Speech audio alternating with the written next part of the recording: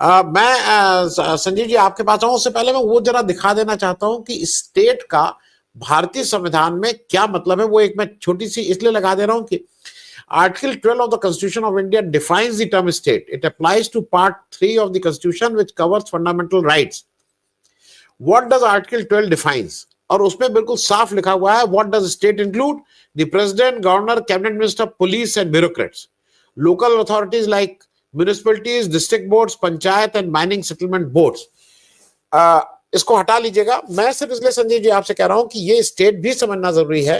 Reference बात का बतंगड़ बनाने से पहले ये सर्वविदित है कि ना केवल स्टेट पर वो संवैधानिक संस्थाएं जो इंडिपेंडेंट हैं और उसमें सबसे पहले इलेक्शन कमीशन आता है, वो आज की तारीख में किसी को उसके ऊपर विश्वास नहीं। वो पूरी तरह से बेईमानी पे उतारू है, पूरी तरह से बेईमानी पे उतारू है। दिल्ली में क्या क्या गाली नहीं दी जा रही हैं, कपिल मिश्रा किस तरह की भाषा यूज कर रहे हैं, और उसने कान में तेल ही नहीं डाल लिया, तेल डाल के रुई लगा के उसके ऊपर कुछ सीलिंग लगा दी है कि उसका आवाज अंदर तक ना पहुंचे। मैं जरा ये दो चीजें आपसे, इसलिए कि राहुल गांधी वहां पहुंचे, हम सब लोगों के अलग अलग व्यूज हो सकते हैं राहुल गांधी के बारे में, लेकिन ये जो हिमंता बिस्व शर्मा कर रहे हैं, जो बीजेपी कर रही है, आप, मुझे नहीं लगता है कि मतलब मेरे हिसाब से तो ये उस राहुल गांधी के जो भी काम कर रहे हैं उसमें खाद का काम कर रहे हैं। क्योंकि जब आप उसको दो डंडा मार रहे हैं तो लोगों को लग रहा है कि देखिए एक आदमी जो हमारे लिए खड़ा होने चल रहा है उसको ये किस तरह से कर रहे हैं। मैं इसलिए कह रहा हूं कि काउंटर प्रोडक्टिव हो रहा है। संजीव जी आपका वो, और ओवरऑल जो अभी राहुल गांधी पिछले एक 10 दिन में बिल्कुल बीजेपी को परेशान कर दिए हैं, उसका क्या कारण है? दिल्ली में तो कोई सरकार बनने जा नहीं रही है कांग्रेस पार्टी की, क्यों परेशान है इतने भाजपा वाले? संजीव जी देखिए आंसर, ये स्टेट तो स्पष्ट ही है कि व्यवस्थापिका और ये पार्लियामेंट और ये है कार्यपालिका और न्यायपालिका, ये स्टेट का हिस्सा है। और यदि उन पर आरएसएस के लोग काबिज हैं तो इस लिहाज से इंडियन स्टेट की बात उन्होंने कही कि उससे लड़ना भी पड़ेगा, और आरएसएस बीजेपी के अलावा, क्योंकि निश्चित तौर पे ये फंक्शन भी नहीं कर रहे हैं और काबिज भी हैं, और एक तरह से भारत की जनता के खिलाफ एक खास किस्म का इसको युद्ध स्टेट के द्वारा छेड़ दिया जाना जैसी भी स्थिति है। आप कोई बात नहीं, अदरवाइज आप देखिए ग्राहम स्टेफेंस की मृत्यु हो या भीमा कोरेगांव में आज भी लोगों की गिरफ्तारियां हो, ये सब हम सबके सामने है वो क्या है। और बाकी उसके बहुत डिटेल में कई बार हम लोगों ने उस पर बात की है कि कैसे लोगों की गिरफ्तारियां हुई हैं, या ऐसे सर्जिल इमाम हैं या दूसरे अन्य लोग हैं, उमर खालिद हैं, जिनका ट्रायल तक नहीं होता है। तो ऐसे में ये बात तो होगी ही। हेमंता बिस्वा शर्मा बहुत डिटेल में उन्होंने बताया, खत्री सर ने, कि अपना भी स्कोर बना रहे हैं वहां, लेकिन सिर्फ स्कोर बनाने का मामला नहीं है ये कि वो वहां नजर में आना चाहते हैं। नजर में तो ऑलरेडी वो आए हुए हैं। एक खास किस्म से राहुल गांधी के साथ उनका अपना संघर्ष भी, बहुत तीखा संघर्ष, वो चूंकि यहाँ से जाकर गए और हर बार, कई बार जब भी उन्होंने मुंह खोला है तब राहुल गांधी के बारे में कुछ भ्रमपूर्ण बातें या अन्य चीजें उन्होंने कही। तो कुत्ते वाला प्रसंग आपको याद होगा, कुत्ता और बिस्किट वाला, तो उनका अपना सीधा ये भी है इसमें।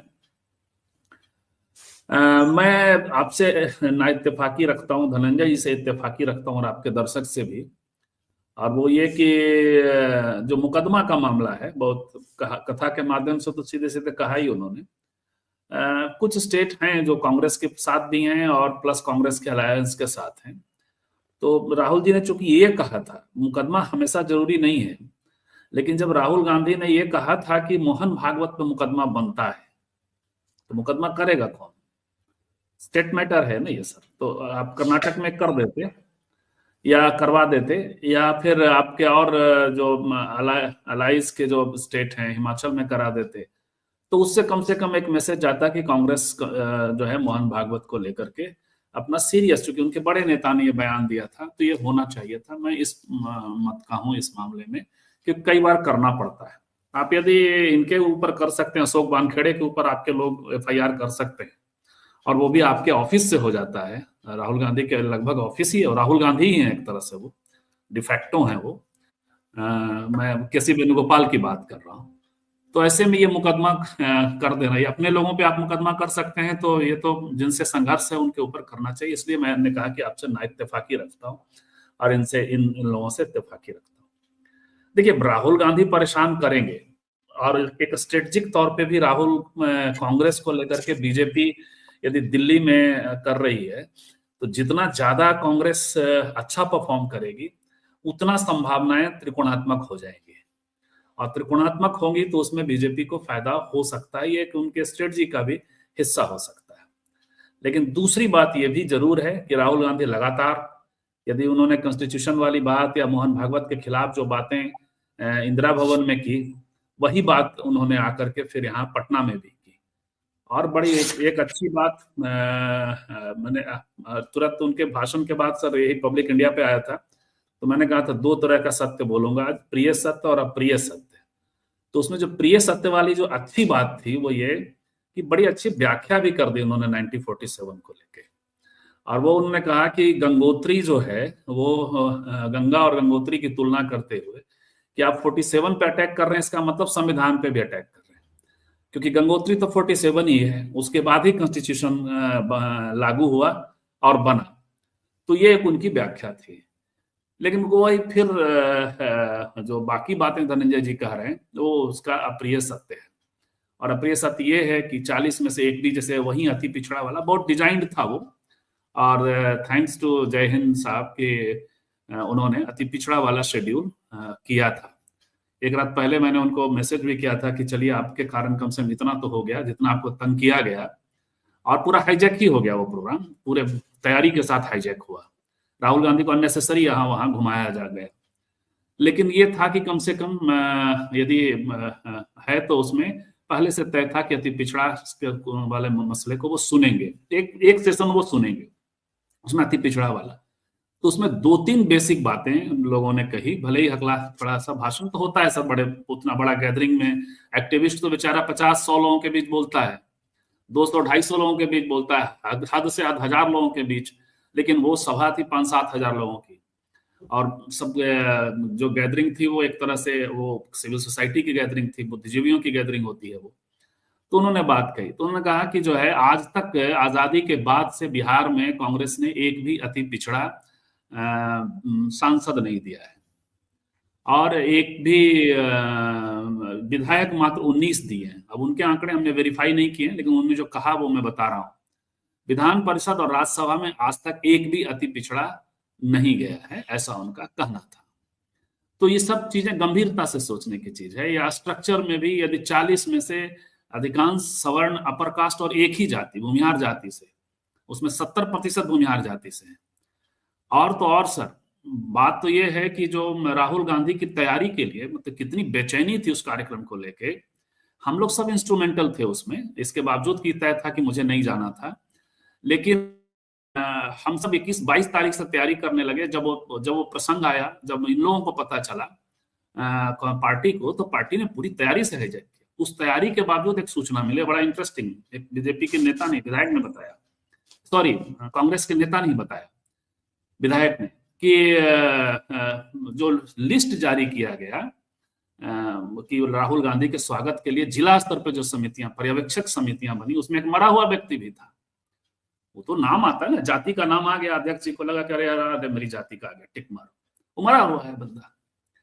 तो आप अंदाज कर सकते हैं कि इतनी तैयारी, और वहां कैसे एयरपोर्ट से हाईजैक करके लालू जी के यहाँ, जो आपका शीर्षक में देख रहा था लालू जी वाला प्रसंग भी, वो दिल्ली को भी, तो ये है थोड़ा कि भाई लालू जी का जो समर्थक वर्ग है वहां वो साथ जा सकता है, लेकिन वो तब जाएगा सर जब ये स्थिति बनेगी कि कांग्रेस का कोई कैंडिडेट वहां जीत रहा है।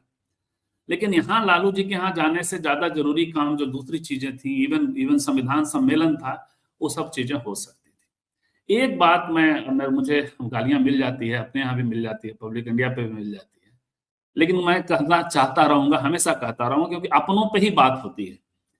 तो सबसे ज्यादा जरूरी है सर कि जब पूरी बात आप करते हैं तो कुछ बातें आप फ्लो में ना कह जाएं, क्योंकि जो खत्री सर कह गए, ये चूंकि छेड़ा उन्होंने, इसलिए मैं कह रहा हूं। तो हेमंत खत्री सर या तो उन्होंने वो पूरा भाषण सुना नहीं, या उनके पास सूचनाएं कम थी, या बिहार की थोड़ी के अभी के सिचुएशंस के पक्का पता नहीं।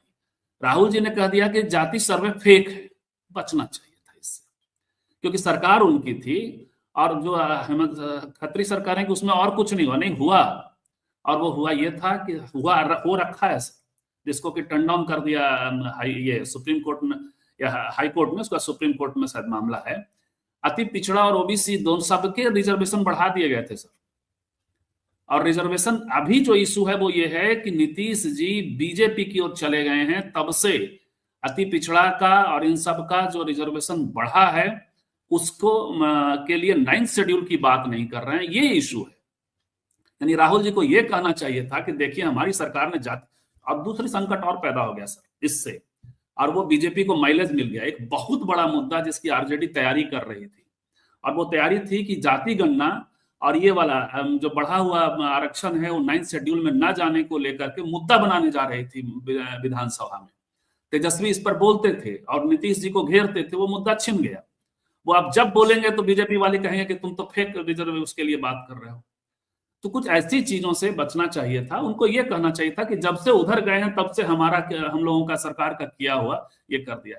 तो ये सब बहुत सारी चीजें हैं, लेकिन ये जरूर है कि राहुल गांधी द्वारा लगातार संविधान की बात करना निश्चित तौर पे डिस्कोर्स के तौर पे भी और आम जनता में भी जो बीजेपी ऐसी हरकतें होती हैं उससे एक संदेह पैदा होता है, और बीजेपी बैकफुट पे तो बिल्कुल ही है, इसमें कोई दो मत नहीं है संविधान के मसले पे। संजय